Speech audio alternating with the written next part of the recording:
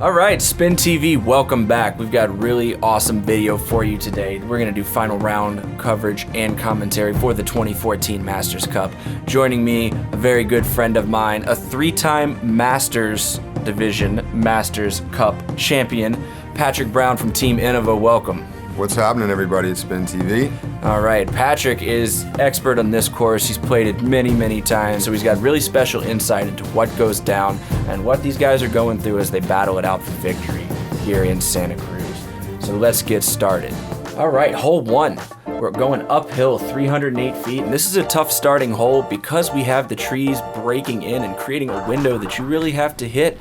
Patrick, tell us a little bit about this line and what these guys are going for here. Definitely wanted to get a nice penetrated forward-moving hyzer that gets a little left finish if you're right-handed. Paul headed up the center. Oh, just a little straight. Gets the unfortunate kick to the right. We'll have to see what he gets out of that. All right, Tim Skellenger's going up next on the card. Somebody who has, really maybe not the most popular pro out there, but a really solid player, great putter, and he's going to get a nice little hyzer skip. And he's going to have a circle's edge tester putt on this hole. And here comes the big arm, Simon Lizotte from Germany, coming off 2 wins in a row on tour this year. He's going to skip up and about 25, 27 feet from the pin. And then we have Ricky Wysocki. He's also been battling it out with McBeth all year. Took down the NT in Texas with some great putting. And he's going to start a park job. Yeah. Great way to start the final round. Up the entire hill. So here we are with Paul. You've seen he's gotten a little bit of a break after catching a bad break. Gets a nice tunnel to get up onto the top. Easy up and down. You can see the wind's moving right to left as Tim checks it. He's just outside the circle. The typical Skelly jump putt signature. He's going to go in from about 32 feet. And Simon, not wanting to lose a stroke, sneaks one in over the cage on a tough uphill putt. Ricky with an easy tap in, and Paul's going to cash his 3 as well.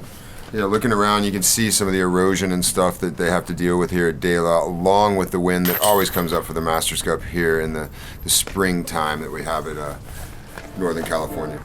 All right, hole 2. This is a tremendous uphill hole. This really shows how the elevation affects your shots here at DeLa. It's only 288 feet to the pin, but you're gonna need a whole lot of power, a pro-level arm to reach this pin. Now, there's a couple different lines you can take here. Tell us about that. Yeah, I mean, there's the conventional backhand hyzer, which you could push along the hill and hoping to get a little skip release, get out to the left, which Skelly catches up just behind the tree. He was gonna be out a little left and maybe have a circle's edge putt or inside circle. Simon doing the same, but it seems like it's a little high. Other options are the sidearm, and I think we're going to see Ricky come with a sidearm. If he puts a little bit on it, it'll get all the way across and slide up on the green. Let's see what he gets. And he's looking for that flex out finish that's a little softer and more controllable, and that brings up something that's very, very important to DeLa, especially on this hole is a great example. Ground play. Yeah. You've got to understand how your disc is going to hit the ground, and the speed and angle at which it does so will determine whether you roll down a hill 200 feet or whether you're parked at the pin. Yeah, as you can see, these guys are going to lay up. None of these layups are easy because they didn't get as close as you normally would like to be, even on your layup, because you have a real rough, rocky, bumpy, and look, right there, Ricky catches a break. That could have popped up and rolled away off that little root sticking out of the ground. Skellenger plays a textbook layup there, a little easier. Paul going for his birdie. Oh, we're getting a bonus roll. We don't know where this is going. This could be almost an unplayable lie. We'll have to see what happens here. And he actually will be far down the hill, far enough that we can't see him, and he's going to have to pitch back up to this position, and this is his canning bogey putt. So he's going to lose a stroke on the field, and unfortunately what happened to him is what the locals call getting DeLa. It can happen to anybody, anywhere, and many rounds have changed when something like that happens to you. Definitely. That rollaway could have led into an unplayable lie, which would have pushed Paul to taking a 5, and that would be giving 2 to the group right there, where most people even just play for a basic layup 3, don't even go for the hole, and he was in great position. Hole 3, you're looking to birdie this one. Yeah, definitely. There's a few options here too. A lot of people just take the straight pipe because today it's windy. Earlier the morning when I played a roller, a little left to right, get on that bank where Scully, and you're going to finish right. He's tended to go, a little bit straight. We're going to see Simon. He's going to take the other shot that a lot of people take is the big high hyzer. Catches a little clip though and actually gets shot to the green, but then in turn takes a skip, so we'll see where that ended up. It looks to be about circle's edge. Ricky's also going to try the forehand, but he leaves it a little lower, which has it penetrate further and hits the guardian tree. Yeah, that's the same tree that Simon actually caught the break off, and that's where we get a little bit of that flukiness of DeLa. Here's Paul off the tee with a rock 3. It seems to be turned over a little bit in the wind. Catches a couple of breaks, but actually sits down, and I think he's got a pretty easy up and down through the trees. Oh, catches a tree. We'll have to see where that ended up. He's going to catch the cage there that guards the tree from the perspective of the pin. Ricky was actually stuck up in the tree, so that was his par look. And Skelle with a good look, but a little outside. Simon wants to catch this one right here, and he does, taking advantage, jumping the box, and he's going to be the only 2 on hole 3. Paul finishes top, which is still a bit of a putt, and nothing's too easy here at DeLa after you kind of maybe catch frustration off those breaks, a little trying to read the wind. We're also on top of a mountain, so everything pulls to the right because there's just nothing but cliffs and roll away to the right. And a tough start for the world champ, and we'll see how he rebounds. Hole 4. This is the infamous, if you've ever met Greg Barsby, you know he's thrown a roller ace on this hole during the Masters Cup. An incredible shot that I don't know if anybody will ever replicate, but the roller is a viable route here. Very viable route, yes. You're going to see backhand hyzers, forehand rollers, sidearm flexes coming out to the field. Everybody's catching a little tree here, it seems, right off the tee. It is a blind shot. Here's a roller, up a tree, continues a bit, up a tree. How Barsby did it, you will never know. It's a fabulous shot that he got away with. I think that's Ricky coming in. He's last because of that 4 in the tree, and he doesn't even catch a break to get through. Once again, now you're facing really hard pack, rooted ground. Simon goes over the top but catches a branch. Unfortunate break for him. And you can see that's probably a result of his inexperience on this course. A lot of people try to keep it lower to the ground at DeLa when possible. As you can see, Skelly's actually going to go away from that drop-off on the right side of the fairway with an ante, but leaves it long, so he's going to have a tough look if he wants to try to par. Paul right here pushing it to the ground. That's where we get the ground play here. Find the cleanest line to the basket. He's thrown this hole many a years in a row. He's going to put it on the ground. Ricky actually going for it, not even minding the death to the right. Catches a little branch and has to drop. And there is Skellenger from about where 5's tee pad is, has to bring it back, and he'll take a 4. Ricky cleaning up his 3. That's a good 3. So let's talk about the first 4 to 6 holes on this course. There's some birdie looks and there's some danger. How aggressive are you in your mindset on the final round of a course like this? My mindset this morning was to come out and push as far up hole 1, and it actually worked for me. I got under the log like Skelle or Simon, and I got my birdie. I really try to take it easy on 2. I try to go for 3. I try to walk out 4 and then push pretty hard on 5 and 6, because if you can get those, you're going to get some people shaking. Hole 5. The tee is actually underneath a tree, so you're creating another one of those windows where you're throwing uphill, and you've got a ridge line that protects the basket. You'll see a large dead tree behind that ridge line. That's pin high. And you have a few different lines here. These bigger arm pros are going to try to go over it with a big hyzer and cut down into the bowl, which is at the base of the tree, and have a slightly uphill putt looking for 2. Paul looks to be textbook right there.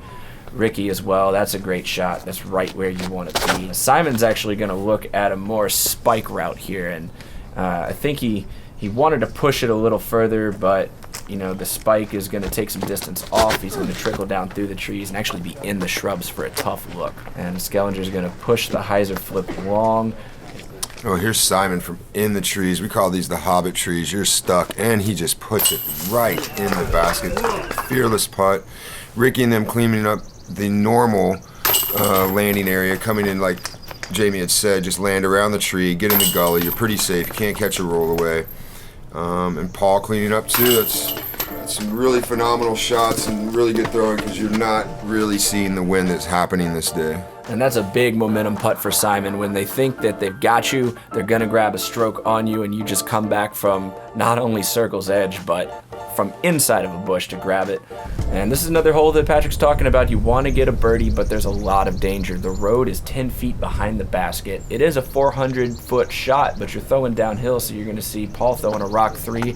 A lot of these guys are going to throw a mid-range if they go straight at it. Ricky's going to take a higher route, turn the ante, and that's what you want. When it turns on that ante, it typically lands a little softer on these fast greens, right? He just doesn't catch a break right there. He caught the one hard pack between the OB and the chips. If the chips were a little wider, that might have gone in his favor, but he caught an unfortunate break. Here's a more traditional shot right here by Simon Lizotte. The basic hyzer in, judging distance and speed. He knows that. You put it in, you let it hyzer. He got by the tree. He's sitting pretty. Throw it to the tree, let it trickle down. You've got to look either way. Skellenger's going to play a little safer, a little lower, probably a little safer than he meant to because he's looking at about a 70-foot death putt. Yeah. What people aren't seeing here, not being at the place, is it's got a bit of wind, and we have an opening just to the left there when you're headed to 7. The wind comes through there and cuts at different angles. As you saw Paul fading away with a rock 3 that I guarantee he was thinking was going to be straight down to the chips. It's kind of unpredictable. Ricky saving his 3. That's still a good putt right there. He was a bit out. And Skellenger from the big tree that you want to land by is just going to catch the top and drop down and take an unfortunate 4. Paul will get his 3, and then we'll have some tap-ins. Tim for his bogey and Simon for his park job birdie. Beautiful. Yeah, what you didn't see also there is Skellenger. He was just trying to play a little ground play, get to the ground. He was just trying to clean that up, get from outside, get to the basket. He maybe threw it in a little weak. He caught a little bit of the grass that's here during the spring. Instead of catching the ground and just sliding up to the basket, he still had a putt and wrapped it off the top. So this is a 395-foot slightly downhill with a huge drop-off right behind the green. This is one of the most picturesque holes at LaVeaga from the tee. And it's very dangerous because, like we're talking about, you really have to pay attention to the speed and angle that your disc comes in at. What a bad break there for Simon. What you're trying to do is just project your mid-range and get it on the straightest of lines and have it fade to the right down at the bottom. The ground at the base is falling to the left. Oh, Paul's got caught in the wind. You can't see the wind that's ripping through there, and it really will change. So here's Ricky trying to get the... Oh, he catches the tree trying to overcompensate for the wind. That line on an average would have been to the basket, I feel. That's a very clean line he threw, and he just happened to nick the edge of the tree. Skellenger gets his a little bit high and tags the main tree that's guarding your way right there. And we'll look at Simon, and you can see the pin down there. You can see how it drops off so suddenly, and that disc just speeds down the hill once it's This is released. speeding. Oh, it's caught a tip. We're by the basket. That should be a fortunate break right there because that could go 100 or so easily. And without an OB behind it, you can take a lost disc penalty and have to rethrow from your previous lie, so you don't have the safety of the OB to mark and take a putt from. Definitely not. That's a mountain behind it that's going down. It can go 200 to 300 feet. These guys with the ground players we're showing right there, just getting the slide up, try to get it secure by the basket. You don't have a chance for birdie. Get up and down. And you can see all 4 of these players have very good touch on their discs, and you can just tell what the final round does to people when you've got a battle and you've really got to worry about what everybody else is doing. Everybody's a little bit more tense than they otherwise would be.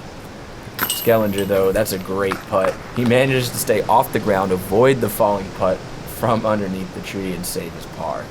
What's weird to me there is Skelly looked like he had the great ground play, really nice controlled spin.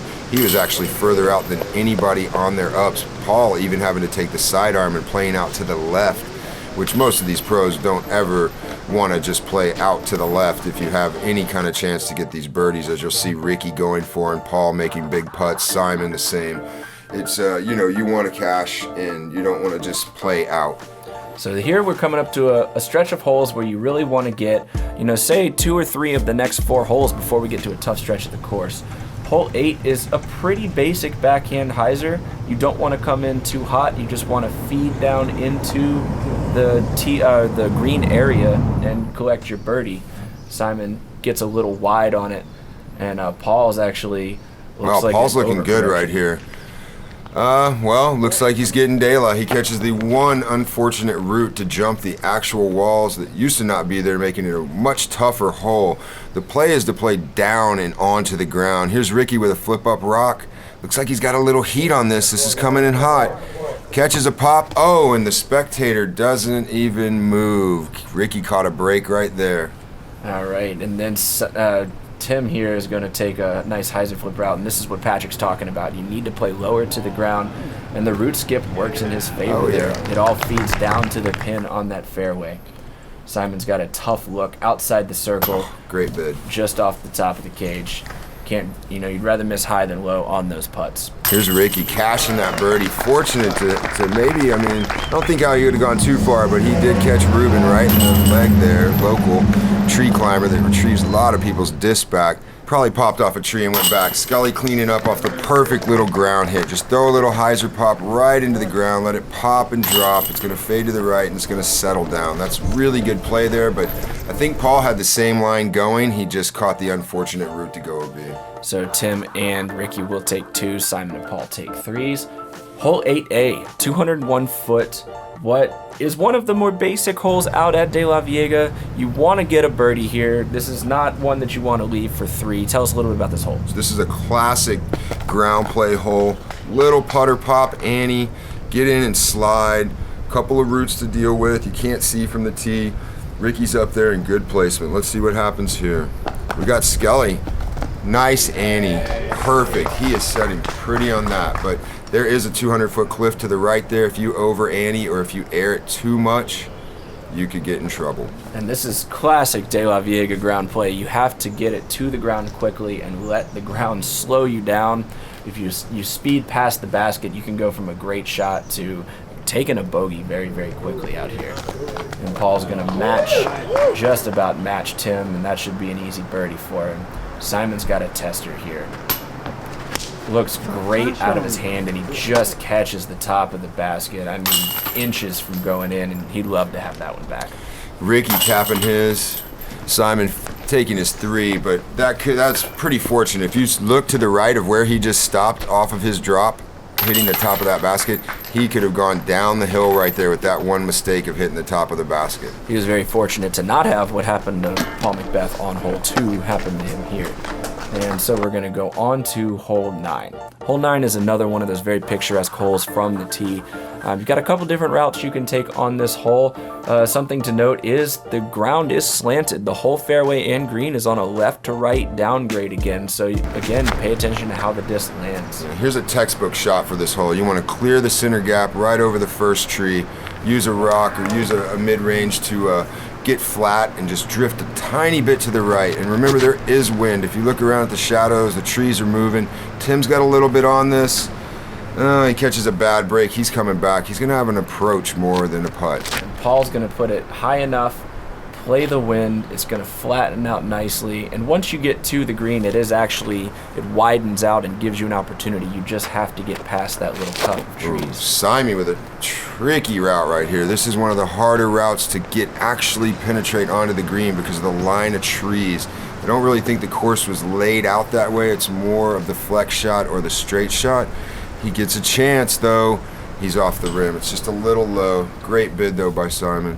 Yeah, Simon's putting is what propelled him to the lead card all weekend.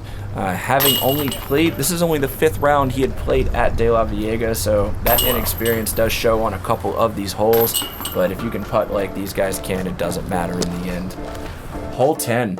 We're actually this is the hole that we were talking about, playing parallel to hole 9's fairway, so you're going to go back. There's a road on the right that's going to run OB, and the pin is tucked towards the road, so you need a left to right finish on this disc. So a lot of people are going to take an Annie or a forehand approach.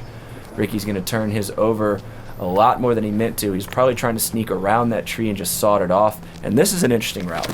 Yeah, this is the high route. This is the local DeLa route. They do a high bomb, so you come in at a real spike angle to try to stay around the green because the road is just to the right. I'd give it maybe 28 feet, and you're OB by the basket. So, and then Skellenger's going to take an Annie mid-range route, and then Simon's going to take a little more straight at it. He's going to pull it over a little bit just to take some off so he doesn't skip into the road. That's coming in fast. That's risky, though. There's a lot of trees. We'll have to see where he ends. Ricky pitching out. He was actually over on 9's tee area. There is a road right there. Scully's running right at it right now. Here we go. Ooh, stop. Okay, he's safe, I think. He's close to the road. He stays in, and we'll have a chance for par. McBeth just sneaks it in over the cage. I think he was happy to get that. You can see him tense up a little bit. And Simon caught the group of trees right there to stay in bounds. Put that in for a 2. And that's an unfortunate miss. That's not a typical miss for Tim Skellenger. He's been a consistent putter all weekend, and fortunately just airballed that one. I think right there, the gallery is completely facing him. You could have had motion. That is not a normal reaction from Tim, but he was on an incline, and he did push close. He could have thought that he went OB before he even got to that putt. As you saw Simon catch the trees and stay, he was more than likely 4 feet from being in the road and taking a stroke. So hole 11, we went from tighter to tightest, and this hole is now halfway through your round. You've got to pipe a tunnel shot 370 feet. The challenge of this hole is just straight as it can be. You can see a variety of shots here. The normal shot that I see local is throwing right down the pipe, hitting the ground and letting it slide. Paul off the tee. Oh, he's caught the early tree. He's going to be pinned hard left. That is not a great spot. It looked like he was going for that line and just let it out of his hand a little bit early. Yep. Simon's going for a higher, more aggressive hyzer flip route, and he gets a lucky second hit right there. That was headed straight for some out of bounds and extra strokes. Ricky's going to take an aggressive route as well with the sidearm. Over torques it a little bit and it's caught in the tree line. These shots are just getting caught by the wind. You're not seeing it as much, but you look at the branches behind Skelly before he teed. There's wind blowing through here, and when it comes to down pipes and down tunnels and getting lifted, and here we have Skellenger off the knee. Beautiful penetration, making the gap that he didn't make off the first shot from a knee. He was about 310 feet out, I feel, Jamie. Yeah, that was a great shot by Tim. Here's Paul on his second shot. He's going to take the Nova and try to split the V. And you hear him say afterwards, you should have just taken the bigger gap to the right. Ricky's going to go with a nice little forehand skipper around the corner. And this is a little tester for Paul right here for a 3 on hole 11. Yeah, but being the beast, he's going to line this up. I had the same putt this morning, right through the V. Just cash it, just play with confidence and just run your putt. Here we got Skellenger. Wow, he actually ended up long, Jamie. He probably threw that about 340 and piped the entire tunnel from his knee over there. That shot played right into his arsenal, that nice smooth hyzer that he's known for throwing, and was able to clean up the 3. We actually missed Simon's approach in trying to cover Tim's shot, but he gets the park job off of the up shot. Very happy to take a 3 there. There's some very high scores that can happen. So you've now followed the lead card halfway through the course. Coming up on the next video, we have another very special guest who's going to help us with some local knowledge, and we're going to go to the kitchen. What a classic LaVeaga hole. I want to thank Patrick Brown for stopping by. He took down the tournament in Masters Division, and we appreciate his insight and commentary, and we hope to see you back real soon. Of course, Jamie, man. Anything to help out HyzerCinema and SpinTV. Everybody keep it tuned. They got some really dangerous holes coming. There should be some great video for you guys to check out. And don't forget to factor in the wind. These guys are up against a good 25 gusting swirly bird wind out there at DeLa. Hard packed ground, lots of roots, and they're under pressure. This is a big deal. This is an NT. Keep it live. Keep it tuned to SpinTV.